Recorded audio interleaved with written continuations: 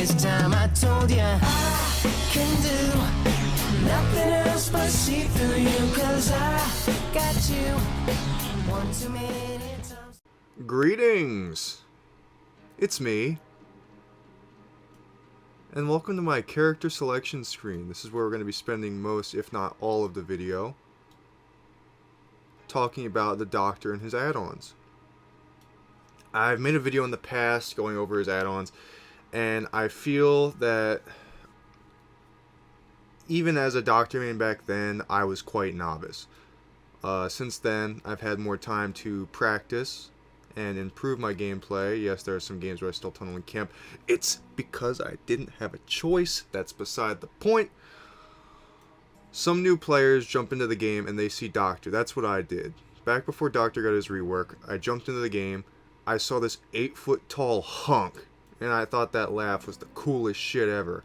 Fucking bzzz, shock hands. So I bought him. I didn't even think twice. I literally saw 3 seconds of gameplay. I was like, whoa, that's cool. And I bought him. And I'll tell you what, I was awful. Absolutely fucking dog shit awful. And that's because I didn't know what I was doing. Granted, after his rework, the elements of Doctor have stayed mostly the same, but gameplay style is considerably different from what it used to be, seeing how back then there were 2 stances. The add-ons had slightly different attributes, as well as his power in general. Upon his rework, they added things such as backward skill checks, and nothing else is coming to mind. Anyway,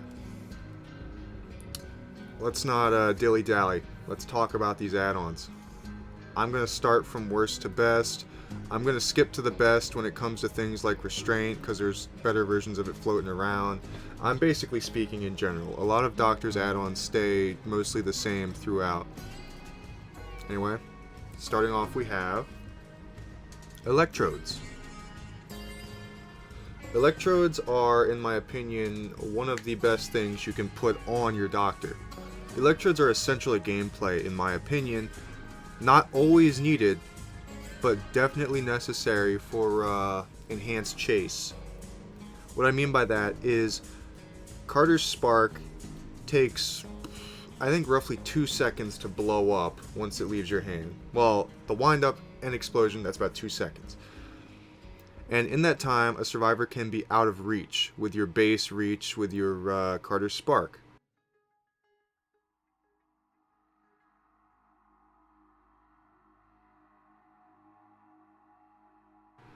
Even the moldy Electrode can enhance Carter's spark enough to make just enough of a reach to hit that survivor, whether it be just to madness up or to block a pallet or window.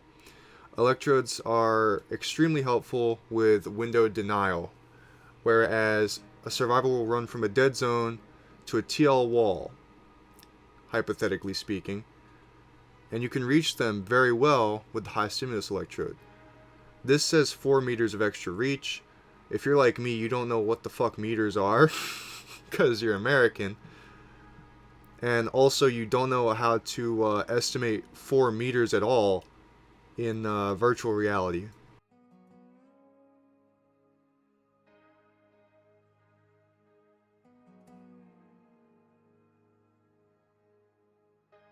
There's a lot of extra thinking involved with that. Point being, use Electrodes for primarily chase. Moving on, Maple Night. Maple Night is an add-on you use basically once and then never again. It is used to show you the outline of your shock therapy. It is best in conjunction with a Doctor just starting out and he wants to get a feel for the base reach. Or you can pair this with Electrodes, but it's nullifying a lot of your power by doing so. Strategically, and if you're not like brand new but still new enough, you would pair the Maple Night with the cassette tapes. The cassette tapes I will talk about in a sec. I will go back to the Maple Night when I speak about those. Order. Order is a tricky one, in my opinion. It is definitely not his best book. It decreases static blast cooldown by 2 seconds. At its best rank, it reduces it by 6 seconds.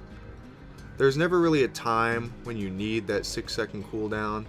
You use it for a quick burst of knowledge if you hit somebody, and then that's it. The broken pallets become illusionary pallets. At higher ranks, order falls flat in the sense that you don't need the 6 seconds of extra cooldown, and that a smart survivor, just like when you're playing Freddy, will know what a fake pallet is.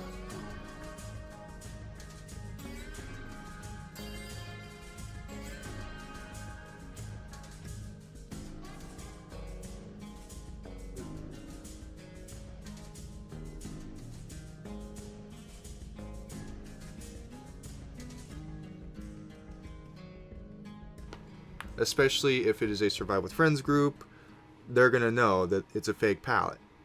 So I would say Order is probably one of the worst books you could run.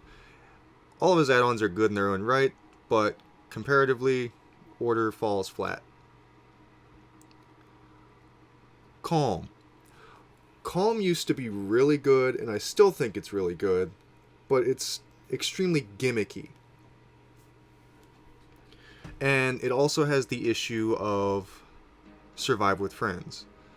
That's not going to be a big issue. I mentioned it twice in a row, but that's just because that's how the books are laid out here.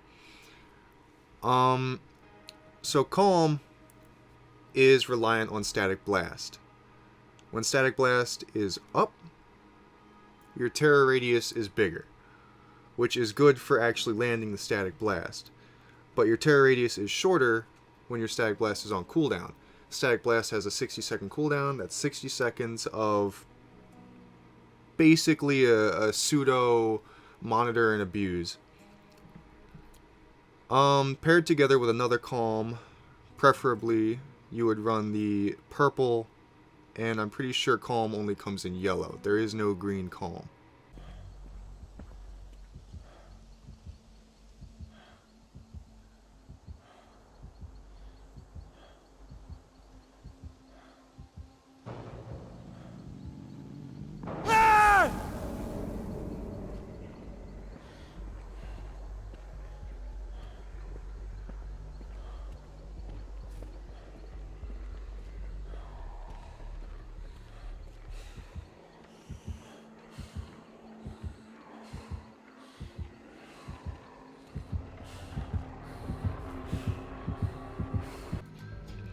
That can be paired with Monitor and Abuse and give you practically no terror radius.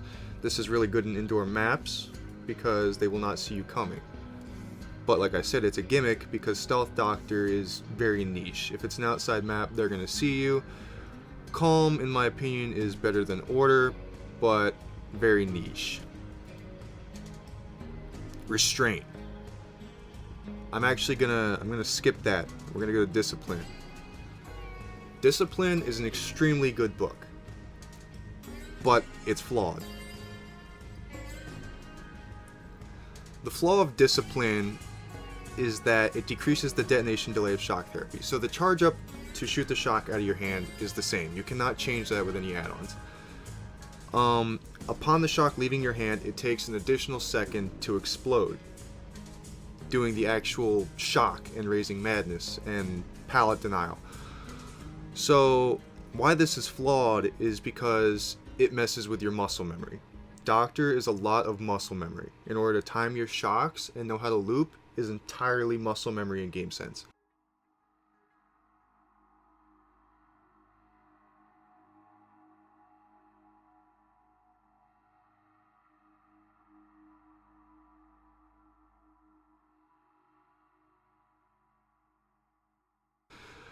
If you become too reliant on Discipline and you use Discipline too much, it will completely mess up your muscle memory.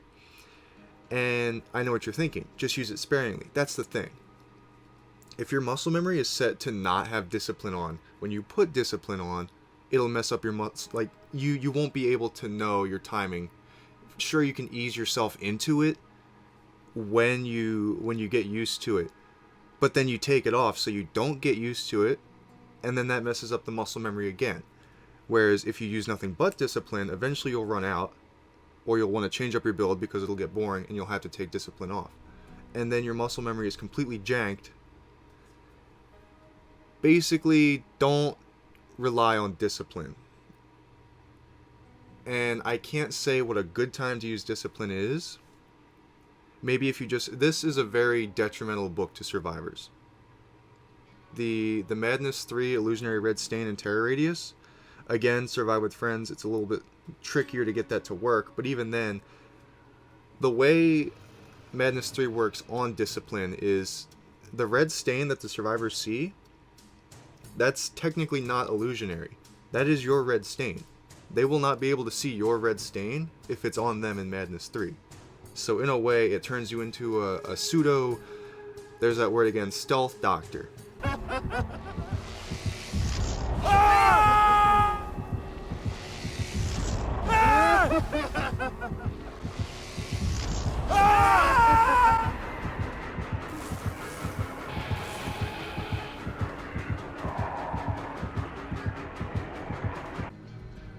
And the trick to be stealthy is to just blast their ears out with music and trick them into thinking you're right behind them until you actually are.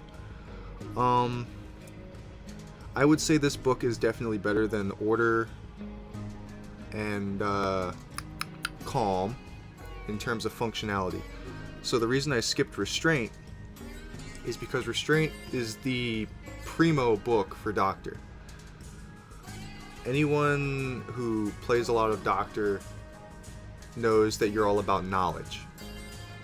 I'm not saying that like you're intelligent, you can see through fucking walls. Well, I mean that's literally what Restraint does, but that's beside the point. So the way that Restraint works is that upping someone's madness, whether it be from Carter's Spark or Static Blast, you will see their aura for a few seconds. And upon entering Madness 2, not Madness 3,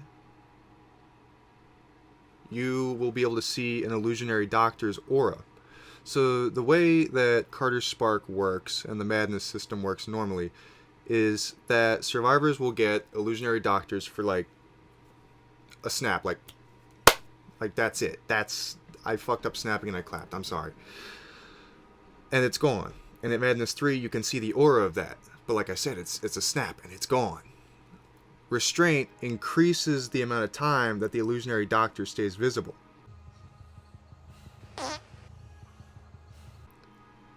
And that's what makes it so good.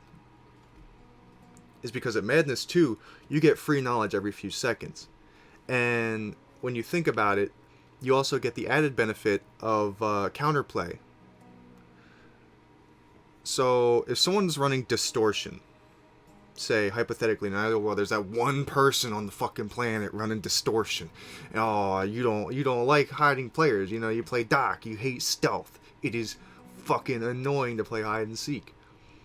All you need to do is get them to Madness 3, and distortion is turned off. It's gone. Their aura will have been shown 3 times. It's gone. This is also a counter to Calm Spirit. Calm Spirit makes it to where when a survivor screams, it's just non-audible. You can't hear it. Their location is not shown.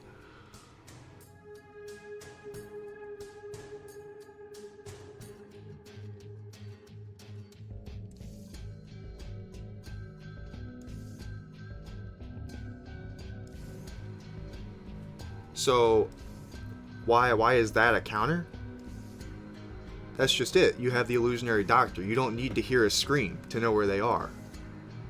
The way illusionary doctors work, special tip of advice, is the doctor will always face the direction of the survivor. He is always looking at the survivor. So if you look at the aura and your doctor is facing to the right, the survivor is in that direction. Now keep in mind, the illusionary doctor stays for 6 seconds. Don't think the survivor is going to be standing in that spot for 6 seconds. It's a quick blip of advice. You go to that area, you can static blast if you need to or if you have to, or chances are you'll just know where they're at.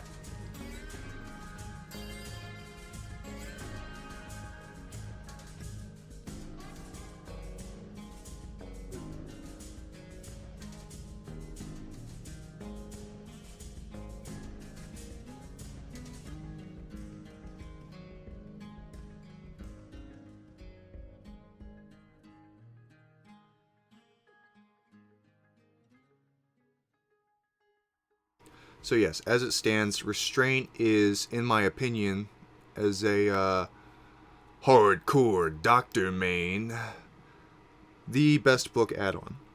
So moving on, we got the Iridescence. Oh, I skipped the interview tapes. My apologies, friends. The interview tape and the scrap tape are gimmicks. I'm gonna go into detail here. I'm gonna go over scrap tape first and just say there is no reason to use this tape. It does nothing of benefit. There is no benefit to using scrap tape. So with scrap tape, you shoot your Carter Spark in a cone normally. It is a cone outwards in front of you. And that's actually the best way it could be for using Carter Spark. It gives you a lot of wiggle room, hypothetically, like you're not sniping somebody with it. That's when we talk about interview. Scrap tape turns your cone into just a circle. And it makes it extremely hard to hit a survivor with it, because if you're staring directly at the survivor, you have to hit them with the front or the back of the circle. In the center of the circle, you can't hit them. So you have to angle your mouse to the left or the right to hit them, or you have to hope that they're like right up on you or far enough away from you, which at that point, that's when you would use the interview tape.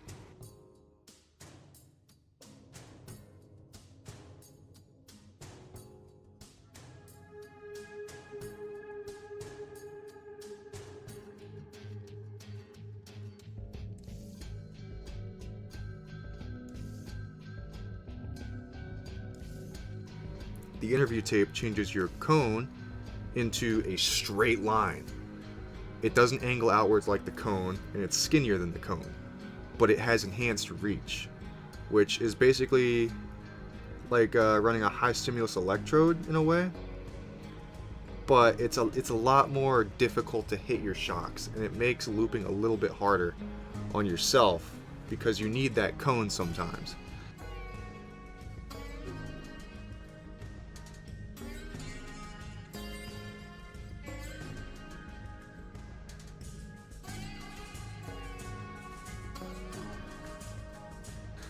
So I would say the interview tape and the scrap tape, avoid them like the plague unless you want to give yourself a challenge, or you really think you have a stone cold idea that's just going to whoop some ass. Alright, now actually moving on to the Iridescence. We got the Iridescent King and the Iridescent Queen. I don't know if I just voice cracked right there, I'm sorry. So the Iridescent Queen is a mind boggler. We're gonna talk about the King first. The King is better than the Queen, and I'll tell you why. The Iridescent King is the madness effects of every book: calm, discipline, order, and restraint. You do not get the added bonuses such as the decreased terror radius or the fake palettes or the aura of seeing the survivor. Iridescent King is actually, in my opinion, one of the best iridescent add-ons in the game, in the sense of you just get so much free shit. It's what an iridescent should be. And I can't quite say it needs to be nerfed, because in a way you're only as good as you are in chase. I don't know how to word that. The Iridescent King does no damage. There is nothing to gain from using the Iridescent King except for knowledge, which is good for like adding pressure. But then again, once you get into chase, it's all up to how you handle it. So it's not like when Leatherface got his rework and both of his iridescent add-ons were basically just I kill you now. This is a very knowledge heavy add-on with very little lethality, I guess to say. It can throw a lot of players off regardless of survival with friends or not, because there's just so much going on. Iridescent Queen, I would say I hardly ever run this. As you can tell by I have 92 of them. I used to run it a lot to see if I could figure out what the fuck I'm supposed to do with it. But that's the thing. I don't know when I would ever want to use this. Because realistically, I'm going to say it. Madness 3 is cool if for like denying a gen that's about to pop or something like that. but you really want to keep survivors in Madness 2 when playing Doctor. You save Madness 3 for when you really need it, or you need to deny something. So the way Iridescent Queen works is that when you hit somebody with Static Blast, or Carter's Spark, or Shock Therapy, whichever you prefer to call it, they basically carry this little bubble. I don't want it to seem like I'm just reading off of this, I'm very sorry. So I'm gonna take off of that. Actually, I'm gonna keep it there in case you guys want to read it. So they carry this little bauble around. If they're right next to each other when you shock them, it's not gonna give them a bauble. It's not gonna charge them. So the way the charges work is that if you walk next to somebody, regardless of if they have a charge or not, you're gonna shock them. Like, that's not you shocking them. It's more reliant on, like, if your teammates can stay away from each other. If the teammates separate each other well, then this add-on is kind of trumped. It does force a free shock when they're unhooking somebody. If you put a charge on someone and they unhook somebody, then you get a free shock on them. I think both of them get shocked, if I'm correct. Yeah. Sorry, this is my least used add-on. I think I've used Maple Knight more than I've used Iridescent Queen, and that's saying something. Overall, I think they only put this in here because every killer needed 2 iridescents. As it stands, this is kind of a redundant add-on. It's kind of funny in the sense of like, haha, I shocked you from across the map without even looking at you kind of deal. Sometimes it'll get you like a clutch madness up, but most of the time it's a detriment. It'll sneak somebody into Madness 3, and by then they're snapping out of it and they're in Madness 1, which is useless to you. And you gotta find them again, reshock them, and hope to God it doesn't happen again. Anyway, I hope this was an alright little walkthrough on the Doctor's add-ons. We're not gonna talk about this. This is event. It's useless in terms of playing Doctor. Blight Serum. It's garbage on Doctor. That's all you need to know. You fly forward and then what? You shock them? Cool. Yeah, no, this is poo-poo. Anyway, thank you for staying tuned for that little tidbit of information I had to share. Bye-bye.